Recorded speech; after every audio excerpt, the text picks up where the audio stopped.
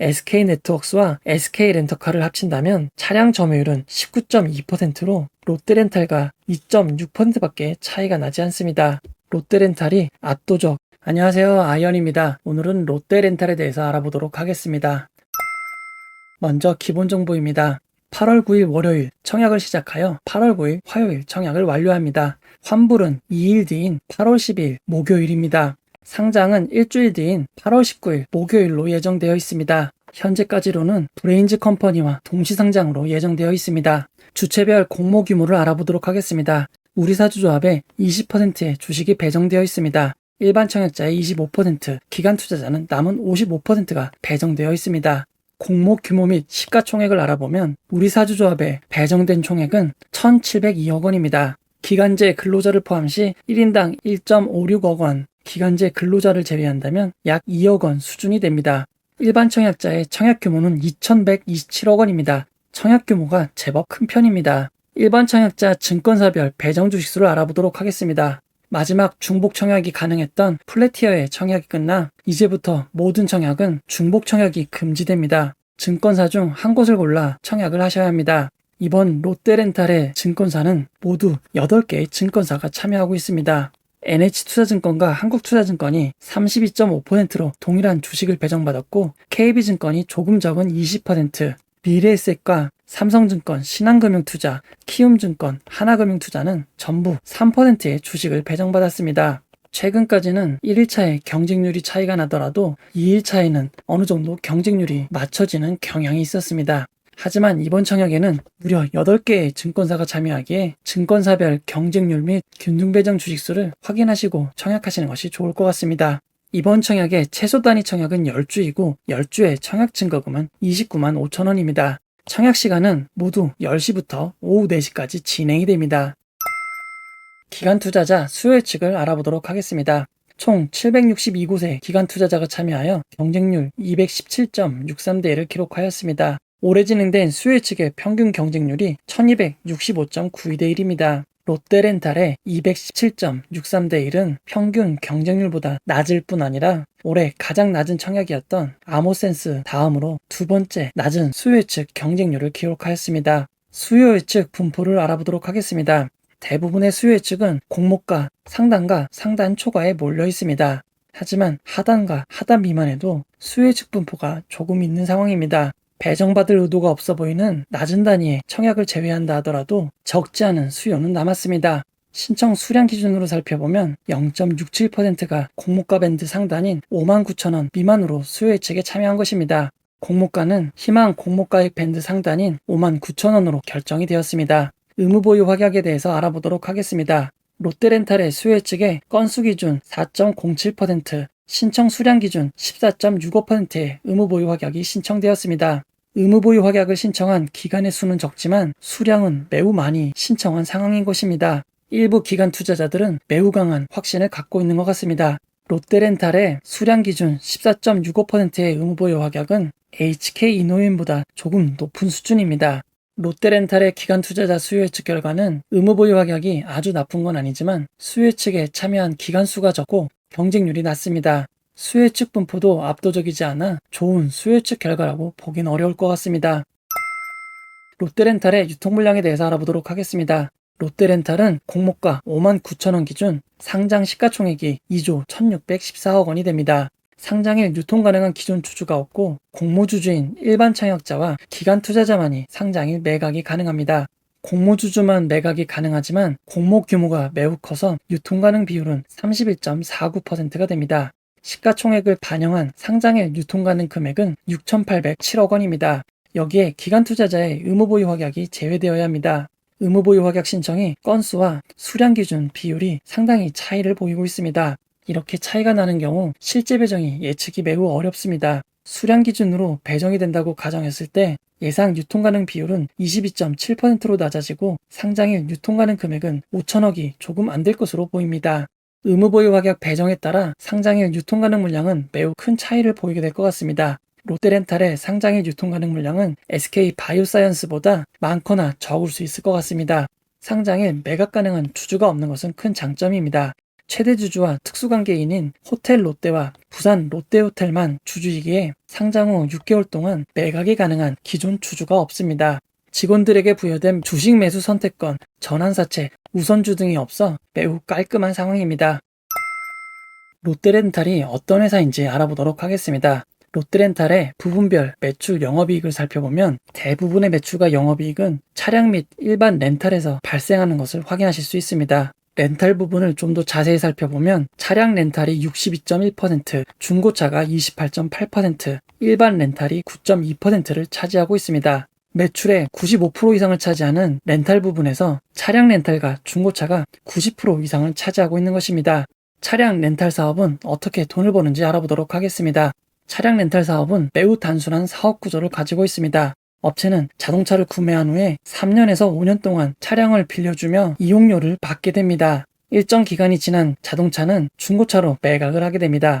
렌탈하는 기간 동안 발생한 이용료 수입과 중고차를 매각하여 발생하는 매각 수익이 발생하는 것입니다. 렌탈 부분 매출의 28.8%를 차지했던 중고차 부분 매출을 살펴보면 중고차 매매 자체는 개인도 신청할 수 있습니다. 롯데렌탈이 운영하는 롯데 오토옥션을 통해 내 차를 팔 수도 있고 중고차로 차를 구매할 수 있는 서비스를 제공하고 있습니다. 하지만 롯데렌탈이 운영하는 경매장에서 매각이 되는 중고차의 숫자를 보면 개인이나 다른 중고차보다는 롯데렌탈이 렌탈 후 반납한 차량을 매각하는 수량이 거의 절대적인 것으로 보입니다.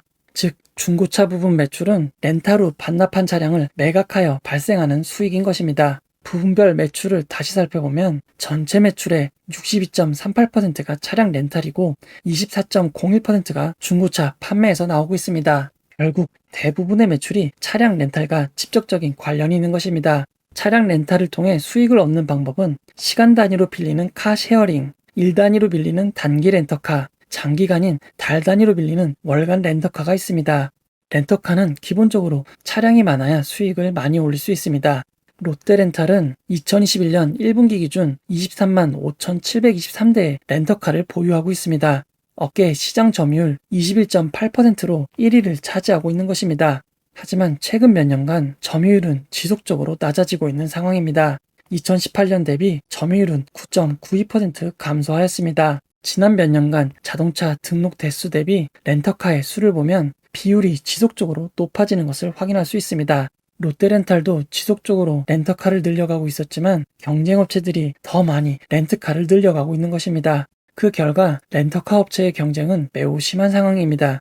카쉐어링의 시간당 대여료는 2019년 소폭 상승하였지만 이후 지속적으로 낮아지고 있는 상황입니다. 장기 렌탈의 월 대여료는 매년 조금씩 낮아지고 있습니다. 단기 렌탈의 일 대여료가 늘어났다고 말할 순 없을 것 같습니다.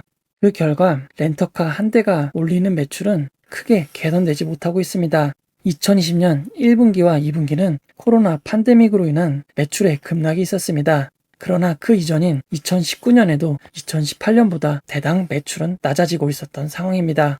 롯데렌탈의 지난 10년간 매출, 영업이익, 순이익을 살펴보도록 하겠습니다. 매출은 10년간 꾸준히 성장을 하였습니다. 2011년 5천억이 되지 않던 매출이 2019년 2조 원을 넘어섰습니다. 매출이 꾸준히 늘어나는 것은 매우 좋은 일입니다. 하지만 그에 비해 영업이익과 순이익은 아주 크게 개선되지 못했습니다. 영업이익과 단기순이익만 따로 살펴보면 그래도 영업이익은 조금씩 늘어나는 추세이지만 단기순이익이 크게 개선되지 못했습니다. 2013년, 2014년 단기순이익이 2018년, 2019년 단기순이익보다 높은 상황입니다. 현재 롯데렌탈은 매출은 꾸준히 늘어나고 있지만 영업이익과 단기순이익은 매출이 늘어나는 것에 비해 매우 저조한 수준인 것입니다. 영업이익과 단기순이익이 낮은 것은 렌탈 사업의 특징이라고 할 수 있습니다. 렌터카를 운영하기 위해 초기 차량 구매에 필요한 자금은 필수입니다. 그 대금의 상당수는 대출로 운용되고 있습니다. 2021년 1분기 말 총 차입금은 3조 9,207억 원입니다. 렌탈 사업의 특성상 당연히 부채 비율은 높은 편입니다. 그럼에도 업종 평균인 약 200%보다 3배 이상 높은 수준을 유지하고 있습니다. 부채가 많은 건 리스크이지만 이자보다 더 많이 벌기만 하면 리스크를 감수할 수도 있습니다. 올린 수익을 이자로 나눠서 보는 이자 보상 비율을 보면 2019년과 2018년은 1.3배 수준입니다. 그래도 이자보다는 30% 더 번 셈입니다. 이후 이자 보상 비율은 급등하였습니다. 2021년 1분기 기준 2.1배까지 증가하게 된 것입니다. 이제는 이자보다 꽤 많이 벌고 있는 상황인 것입니다. 이렇게 이자 보상 비율이 높아진 것은 회사의 노력도 있겠지만 금리의 변화가 큰 요인으로 작용했을 것입니다. 2018년에서 2019년까지 우리나라의 기준금리는 1.75%에서 1.25% 수준이었습니다. 코로나 팬데믹 이후 경기 부양을 위해 금리는 2020년 5월 28일 이후 0.50%로 역사적 저점을 기록하고 있습니다. 이렇게 금리가 낮아짐에 따라 변동금리나 새로 빌리게 되는 돈에는 이자가 줄어드는 상황이 발생합니다. 2020년과 2019년 차입이자 비용을 비교해보면 차입이자 비용이 31.33억 원이 줄어든 것을 확인할 수 있습니다. 롯데렌탈은 더욱 적극적으로 낮아진 금리를 활용하는 전략을 수립하였습니다. 지금처럼 금리가 낮을 때 1,500억을 1.749%의 이율로 조달한 것입니다. 2년 전에는 상상도 할 수 없었던 매우 낮은 금리인 것입니다. 이제 미국을 포함해 우리나라에서 금리 인상 이야기가 나오고 있습니다. 만약 금리 인상이 유력해지고 실제 금리가 인상되게 된다면 롯데렌탈이 부담하는 이자 비용은 늘어날 수 있습니다. 이 점은 리스크라고 할 수 있습니다. 구주 매출과 공모자금 용도에 대해서 알아보도록 하겠습니다. 이번 청약의 모집 주식 절반은 기존 주주의 주식이 매각되는 구주 매출입니다. 기존 주주였던 그로스 파트너 주식회사, 롯데 손해보험 주식회사는 이번 공모를 통해 가진 지분을 모두 정리합니다. 공모 후 잔여 주식 수는 0이 되는 것입니다. 롯데렌탈은 무조건 상장했어야 하는 상황이었습니다. 2015년 KT 금호렌터카를 1조 원에 인수하면서 재무적 투자자들과 계약을 맺었습니다. 3년에서 4년 6개월 사이에 상장이 되지 않으면 5년 만기로 정산하기로 된 것입니다. 약속된 2020년까지 상장이 되지 않았기에 호텔 롯데와 부산 롯데호텔은 기존 투자자들의 지분을 매입했습니다. 처음부터 호텔 롯데와 부산 롯데호텔의 지분이 이렇게 높았던 것은 아니었던 것입니다. 롯데렌탈에 남아있던 그로스 파트너는 19.61%나 지분을 갖고 있던 상황입니다. 이 지분도 상장을 하지 않는다면 매입을 해야만 하는 상황이었던 것입니다. 이번 상장을 통해 그로스 파트너와 롯데 손해보험의 주식을 공모주주들이 사주게 된 것입니다. 롯데렌탈의 최대 주주인 호텔 롯데는 롯데렌탈의 가치를 공모가의 2분의 1 수준으로 기록해 두었습니다. 롯데렌탈이 상장하여 가치를 인정받게 된다면 호텔 롯데의 지분 가치는 크게 늘어나게 될 것입니다. 롯데그룹은 지배구조가 매우 복잡한 상황입니다. 아직 비상장인 호텔 롯데가 상장을 해야만 지배구조가 개선될 수 있는 상황입니다. 이번 롯데렌탈 상장은 호텔 롯데 상장을 위한 단계의 성격이 높은 것 같습니다. 구주 매출 후 남은 공모자금은 대부분 시설자금으로 사용되게 됩니다. 시설자금은 렌터카 사용을 위한 전기차 구매나 일반 렌탈 장비를 구매하는 데 사용이 됩니다. 대출 대신 이자가 없는 공모자금으로 구매가 이루어지니 수익률이 조금은 올라가게 될 것 같습니다. 결론을 내려보도록 하겠습니다. 렌터카 2위 업체인 SK 렌터카는 이미 상장이 되어 있습니다.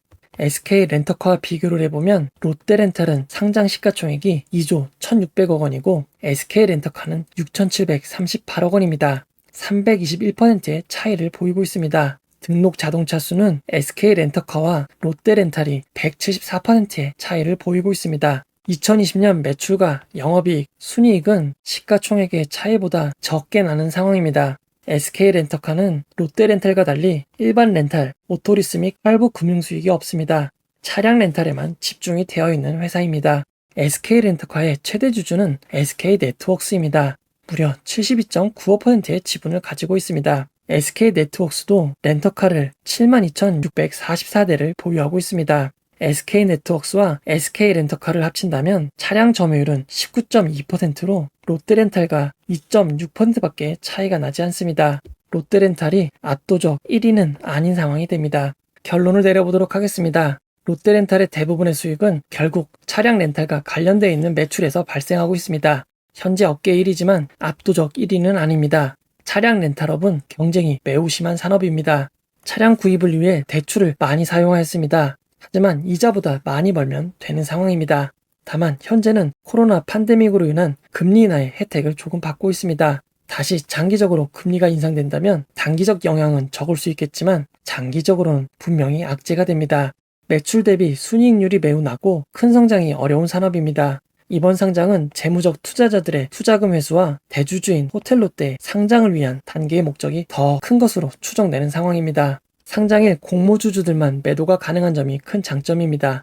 의무보유 확약이 얼마만큼 배정되는지에 따라 상장일 유통 물량은 매우 큰 차이가 있을 수 있는 상황입니다. 시가총액이 상대적으로 작은 브레인즈 컴퍼니와 동시상장은 매우 큰 악재입니다.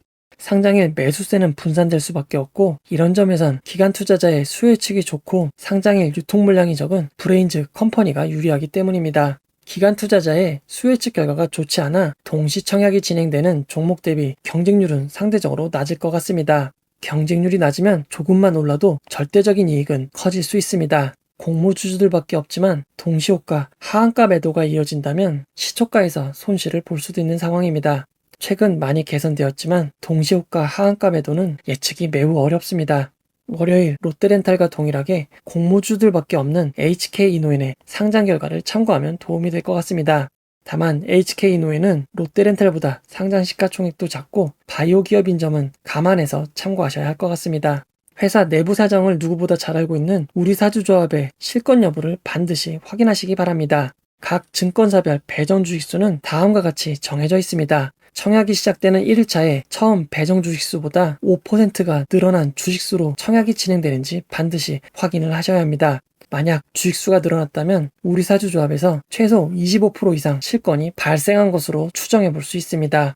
이 영상은 투자 권유가 아니며 투자는 오롯이 투자자의 판단으로 이루어져야 합니다. 혹시 영상에 잘못된 점, 보충이 필요한 점은 채널의 커뮤니티 게시판이나 영상 고정 댓글로 안내해 드리도록 하겠습니다. 이 영상을 봐주셔서 고맙습니다.